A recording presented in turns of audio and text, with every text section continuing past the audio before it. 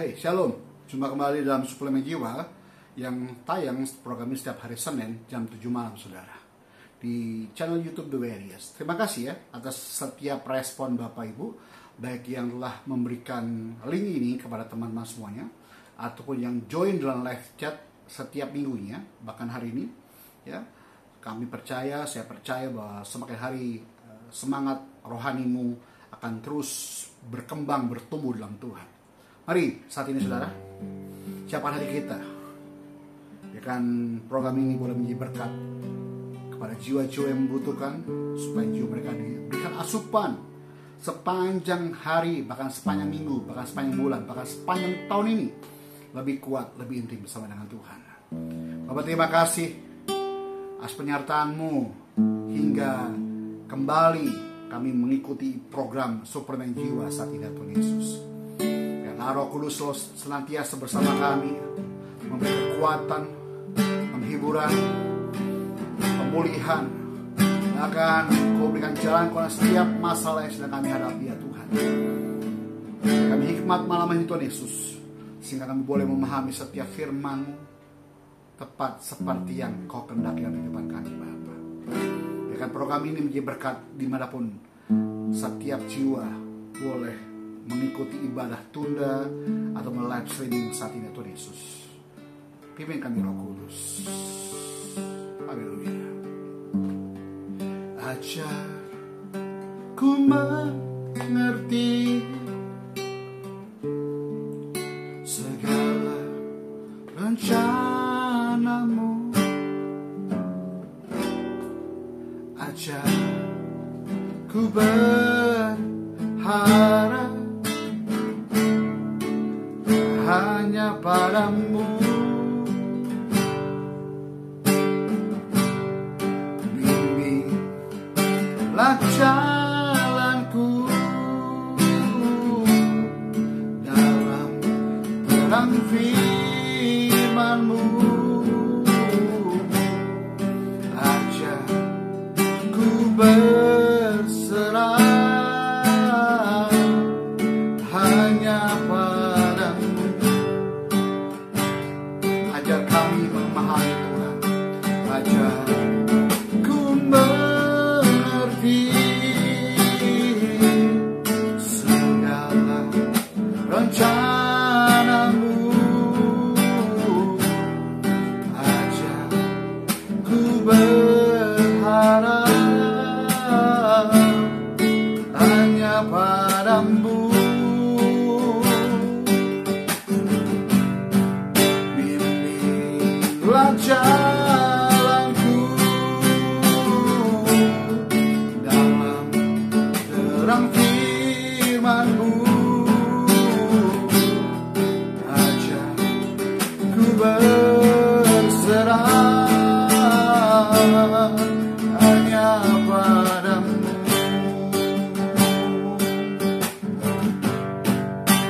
Bapakku, ajaib segala rencana-Mu. Tuhanku, heran perbuatan-Mu. Engkau sanggup mengadakan segala yang ku perlukan menurut kehendak-Mu. Percayalah, ku panggil Kau Bapa, Bapakku. Ajaib segala rencana-Mu. Tuhanku, heran perbuatan-Mu.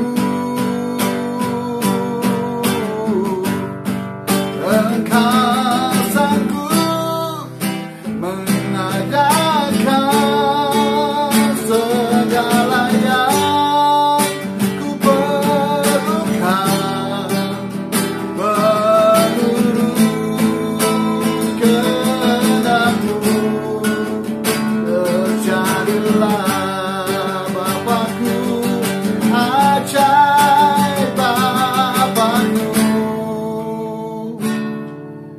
ajaib segala rencanamu, Tuhanku. Heran perbuatanmu, oh, Kau sanggup mengadakan segala yang ku perlukan, menurut kehendakmu terjadilah. Engkau sanggup mengadakan segala yang ku perlukan, menurut kehendakmu terjadilah. Oh, oh, menurut kehendakmu terjadilah.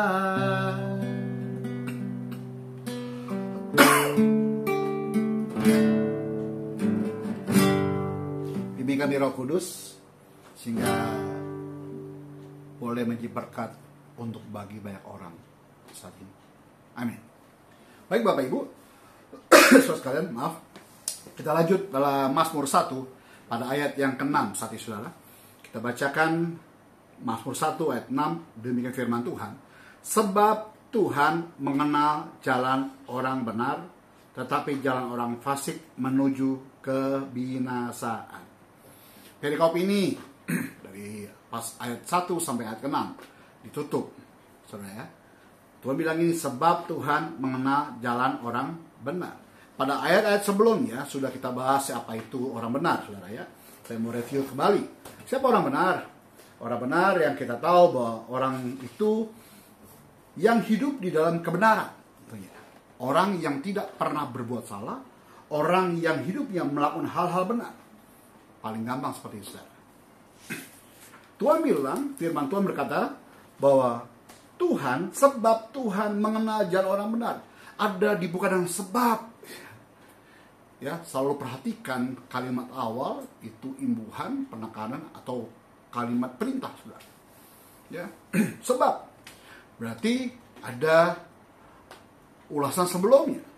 Nah, ketika dibahas dengan sebab Tuhan mengenal jalan orang benar, di ayat sebelumnya kita sudah bahas pada ayat 5, orang fasik tidak akan tahan dalam penghakiman. Bahkan orang-orang yang begitu orang berdosa di dalam perkebunan orang benar. Sebab langsung dibuka itu. Pada ayat berikutnya, pada ayat 6, oh, Tuhan mengenal jalan orang benar. Sekarang saya mau tanya Bapak Ibu.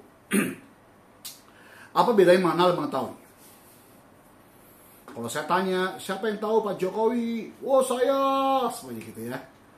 Terus saya tanya, kalau tahu Pak Jokowi, apakah Bapak Ibu tahu kebiasaan beliau bangun tidur ngapain? Oh, nggak tahu Pak, saya cuma tahu saya orang menawar Pak Jokowi. Wah, saya Pak, siapa Pak Jokowi? Presiden Indonesia yang ke-7 katanya. Ya saudara ya, kita tanya apakah kesukaan beliau? Aduh, saya nggak tahu Pak. Nah, bedakan antara mengetahui dan mengenal, saudara. Kalau mengenal, yang saya pelajari ya yadah itu, yaitu memperhatikan sungguh-sungguh dengan cermat, ya. Lalu dia menaungi, ya. Lalu dia itu memfokuskan perhatiannya kepada hal yang dituju. Itu mengenal. Jadi kalau saya mau bilang sebab Tuhan mengenal jalan orang benar, berarti Tuhan fokus pandangannya hanya tertuju pada umat-umat orang-orang benar jalannya. Saya selalu bilang sama siapapun juga, selama kamu serius sama Tuhan, selama kamu bagus, selama kamu tulus sama Tuhan, gak usah pusing. Tuhan pasti urus hidupmu dengan serius. Ada beberapa pengalaman sebelumnya ya, kesaksian mungkin Bapak Ibu ya. Nanti mungkin Bapak Ibu ketika berdoa sama Tuhan mencari pekerjaan ya, atau mulai hal-hal usaha baru, tentu ya saya yakin bahwa dalam doa. Tapi ketika berjalannya waktu, tiba-tiba Bapak Ibu merasa kok begini amat ya keadaannya, kok pasang surut ya, kok tidak sesuai dengan harapan. Tapi tiba-tiba di tengah perjalanan ada masalah besar yang terjadi, sehingga Bapak Ibu merasa give up, fed up, angkat tangannya, mengangkat tangannya, merasa nggak mampu. Tapi ternyata ketika Bapak Ibu hampir jatuh tergeletak, hampir di titik nadir terendah, ada jalan keluar yang tidak pernah kau pikirkan sebelum, begitu cepat ya saudara. Dan gak pernah Bapak Ibu pahami, kok bisa begini loh Pak. Saya mau bilang di awal tadi, Bapak Ibu ketika mulai suatu hal, itu sudah membawa dalam doa, tanya sama Tuhan, dan Tuhan izinkan ada di sana, berarti Tuhan punya rencana. Rencana Tuhan itu berbeda dengan rencana saudara. Rencana saudara pasti maunya untung terus, berhasil terus, sembuh terus, lempeng aja pokoknya Pak. Setiap hari itu ada berkat, setiap hari itu ada hal-hal yang baru yang bisa buat saya maju. Intinya cuma mau sukses. Tapi sukses secara Tuhan dan sukses secara saudara itu berbeda. Sukses secara kita tentunya mau kaya, mau untung terus, nggak pernah pailit, nggak pernah defisit ya saudara ya, yang selalu kalau penjualan selalu melimpah saudara ya. Tapi sukses menurut Tuhan bukan itu. Sukses menurut Tuhan ketika hidupmu menjadi orang benar dalam Tuhan. Sukses menurut Tuhan adalah ketika engkau bisa mengakhiri hidupanmu sampai garis akhir dan mendapatkan mahkota kemuliaannya. Sehingga ketika engkau merasa tidak berada di posisi yang enak, kau protes sama Tuhan, aku dijebak oleh Tuhan. Tuhan gak adil, Tuhan gak ada. Ternyata Tuhan sudah mengeluarkan hal-hal baik, hal-hal yang kau miliki, hal-hal yang tidak pernah kau pikirkan sebelumnya, lalu keluar dari kehidupan kau menjadi suatu hal yang baru, skill yang baru yang tidak pernah kau pikirkan sebelumnya, dan kau ternyata bisa. Paling gampang, sebelum pandemi saya ke Gaptek dengan namanya rekaman YouTube ya, Gaptek dengan namanya aplikasi TikTok, cuman tuh posting khotbah ya, lalu posting di Facebook, Instagram. Tapi saya mulai berpikir banyak aplikasi baru, bisa pakai Canva ya, bisa pakai hal yang lain, mungkin film editor ya. Saya mulai bisa mempelajari pelan-pelan bagaimana cara merekam, cara mengedit video, cara buat thumbnail, cara upload YouTube, cara buat filter dan sebagainya. Banyak hal baru. Kenapa? Karena saya dipaksa dengan kemajuan teknologi dan dipaksa dengan keadaan yang ada, saudara. Suka, nggak suka, mau tidak mau, Tuhan sedang mengeluarkan hal-hal yang baru, yang positif, yang memberkati di luar nalar manusia kita. Dan Tuhan bilang gini, sebab Tuhan mengenal jalan orang benar. Selama kau hidup benar, selama kau hidup serius, selama kau hidup tulus, selama kau fokus sama Tuhan, ingat baik, saya bilang di awal tadi, Tuhan urus hidupanmu dengan serius. Saya bilang tadi, Tuhan mengenal, fokus pandangannya kepada orang benar. Goalsnya saudara harus jadi orang benar hari ini. Kalau kau mau diperhatikan Tuhan, kalau cara pandang Tuhan bukan satu arah, saudara. Kau baru tahu CCTV, mungkin CCTV yang biasa cuma satu arah, tapi ada CCTV model dome Bapak Ibu, yang bulat setengah bola lingkaran itu bisa 360 derajat. Seluruh ruangan bisa kepantau, saudara. Saya mau gambarkan kalau itu mata Tuhan, dia bisa tahu setiap detail kehidupanmu. Ketika engkau bangun, ketika engkau duduk, ketika engkau berjalan, ketika engkau susah, ketika engkau berbahagia, ketika engkau sedih. Mata Tuhan fokus memperhatikan kepada diri. Saya mau bilang tadi, as long Bapak Ibu hidup menjadi orang benar. Goals ya orang benar. Lalu ditutup dengan apa? Tetapi jalan orang fasik menuju kebinasaan. Ini yang tidak mau Tuhan kendaki dalam kehidupan kita. Tuhan nggak mau Bapak Ibu jadi orang fasik, orang ungodly, orang weak yang jahat, orang yang nggak beriman, orang yang selalu menang sendiri, orang selalu berasa paling. Aku tuh nggak merasa saya salah, saya paling benar. Sedangkan sebenarnya kau salah, kau berdosa, dan kau butuh orang lain untuk menegur saudara. Jangan pernah tahan, jangan pernah ignore, jangan pernah denial, teguran, saran, nasihat, kritik Bapak Ibu. Saya senang dikritik, saya senang diberi nasihat. Keluarga besar saya tahu saya jadi pendeta. Mereka tahu saya penginjil jalanan, mereka tahu saya seorang misionaris. Ketika saya berkunjung kepada keluarga-keluarga saya yang lain, keluarga-keluarga sepupu saya, ada orang Batak, orang Jawa, dan sebagainya Bapak Ibu. Pesan mereka cuma satu. Pesan mereka itu sangat bernilai bagi saya. Tetap rendah hati ya, Bib. Itu yang saya pegang, saudara. Karena mereka tahu, goal saya bukan mencari ketenaran pelayanan, bukan mencari jumlah uang yang saya butuh, tidak. Fokus saya hidup benar di mata Tuhan. Nah, saya tahu ayat ini, tetapi Tuhan mengenal jalan orang benar. Kalau Tuhan mengenal saya dengan benar, Bapak Ibu, sebab saya orang benar, saya yakin saya nggak usah takut, nggak usah pusing akan hari depan. Yang saya butuhkan dia tahu, yang saya perlukan dia tahu.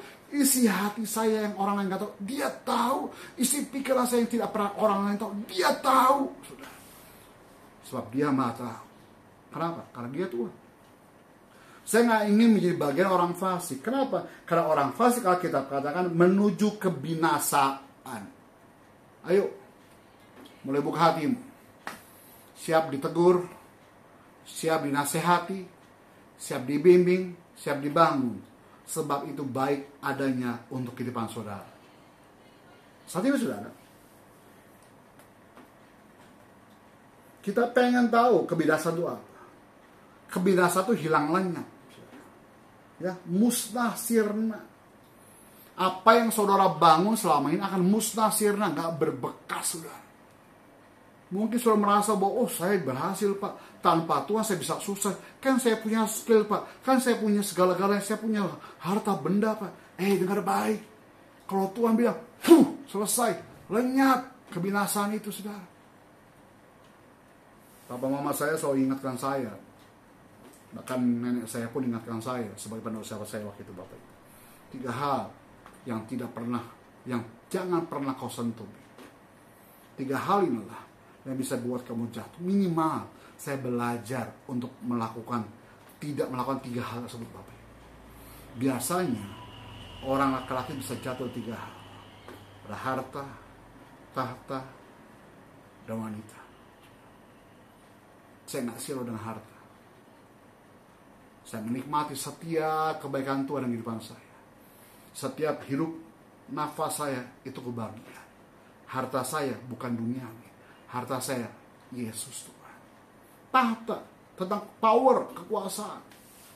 Zaman kerja iya, saya punya power. Saya menjadi seseorang yang punya posisi tinggi sebuah perusahaan Bapak Ibu. Era 98-an. Tapi sekarang apa yang menjadi kebanggaan saya, power saya? Cuma Roh Kudus.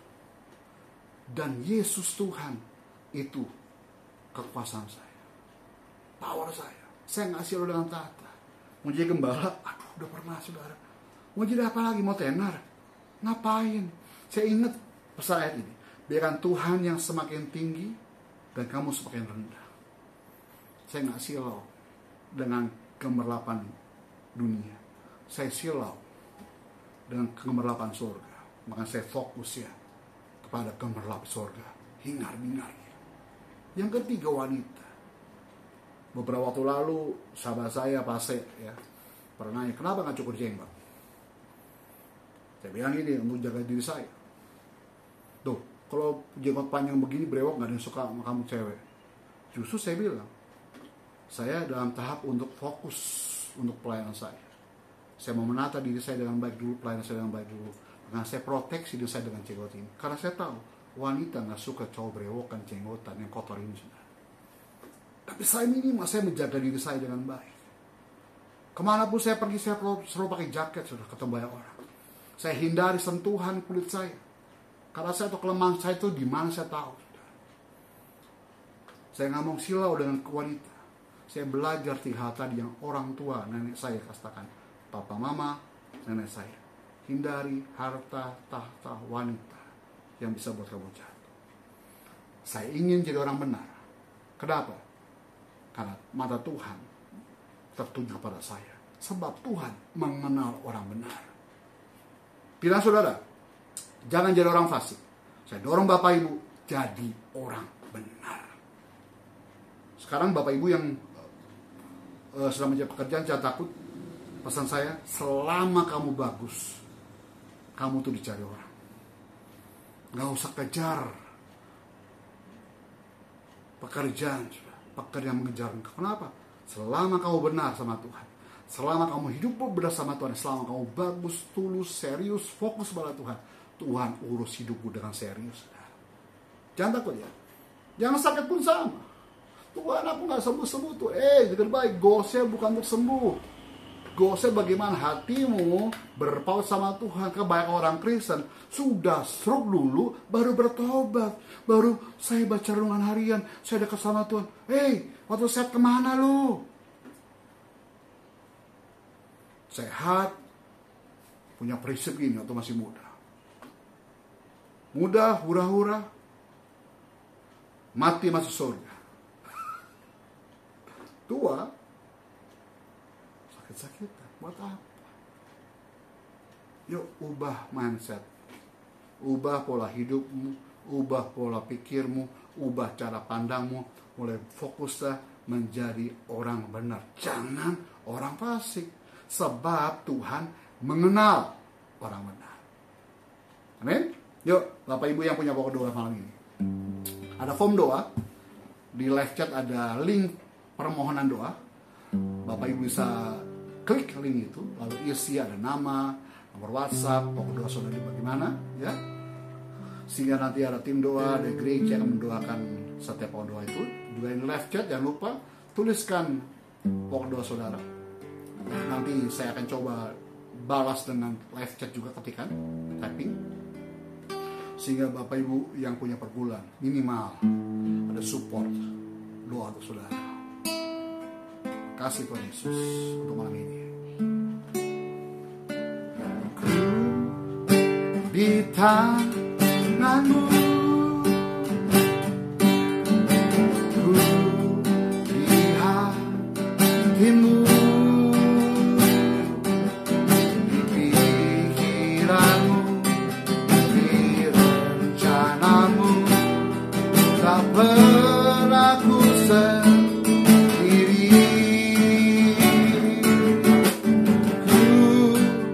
di tanganmu, di hatimu, di pikiranmu,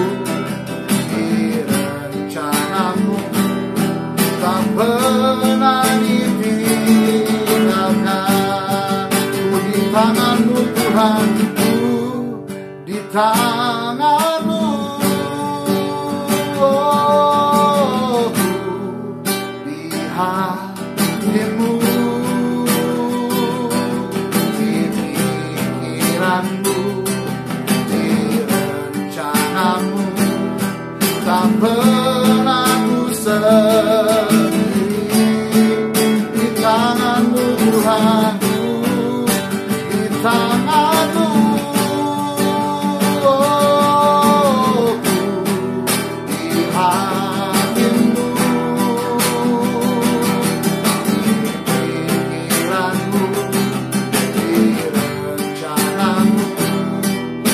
pernah ditinggalkan.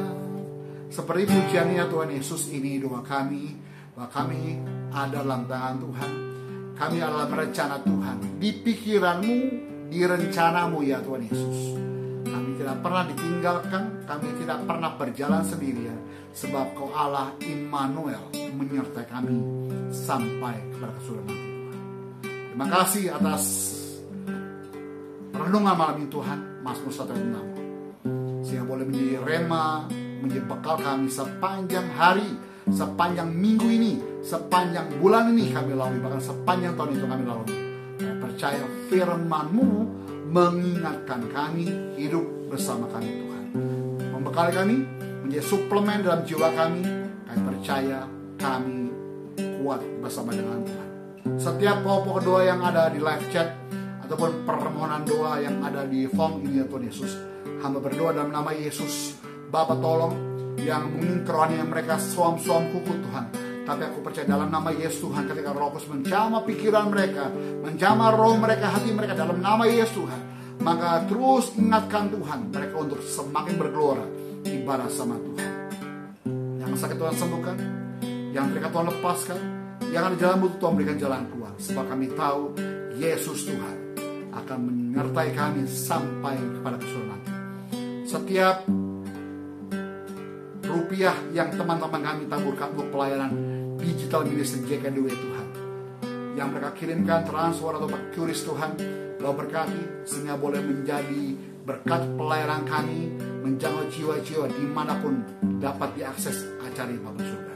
Terima kasih Bapak, berkati JKDW agar menjadi berkat dimanapun dapat diterima YouTube ini. Demi nama Yesus, haleluya. Amin. Bapak Ibu yang rindu menabur berkat Tuhan, ada form lagi, ada scan barcode ya, by wire transfer ataupun QRIS ya namanya, transferkan untuk menopang pelayanan digital ministry JKDW Bapak. Baik, sampai jumpa dalam suplemen jiwa Senin mendatang. Shalom, Tuhan berkati.